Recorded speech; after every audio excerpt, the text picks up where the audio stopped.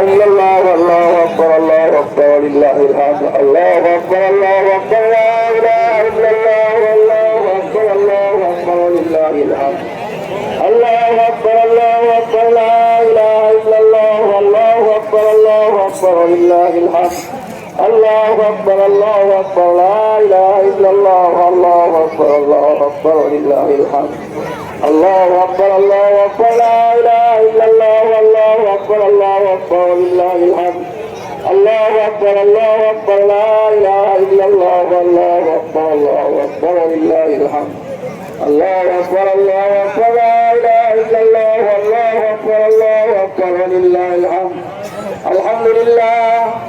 الحمد لله المنعم بالموسم الديان بالفضل والجود والإحسان بالكرم والمغفرة والامتنان الله أكبر الله أكبر لا إله إلا الله والله أكبر الله أكبر ولله الحمد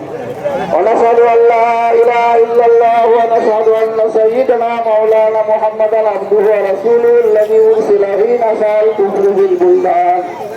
وصلى الله تعالى عليه وعلى آله وأصحابه ما طبران وما الألمان أما بعد فيا أيها الناس فإن لكل قوم عيد وهذا عيدنا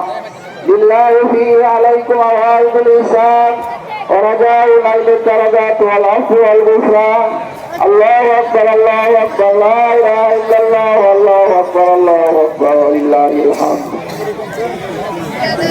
وقال رسول الله صلى الله عليه وسلم في هذا العيد هذه يوم الفطر قال الله تعالى للملائكة ملائكته يا ملائكتي ما جزاء عزيز وعمله قال ربنا وقالوا ربنا جزاؤه أن يوفى أجره أو كما قال عليه الصلاة والسلام قال ملائكتي عبيدي وإمائي قضوا فريضتي ثم خرجوا يرجعون إلى الدعاء عزتي وجلالي وعلومي وكرمي لأجيبنهم وغفرت لهم وقدمت سيئاتهم حسنات قال فيرجعون مغفورا لهم الله أكبر الله أكبر لا إله إلا الله والله أكبر الله أكبر ولله الحمد هذا الذي ذكر الآن كان من الفضل وأما أعظم من سكة الفطر وصلاة الخطبة قد كتبناها قبل هذه الخطبة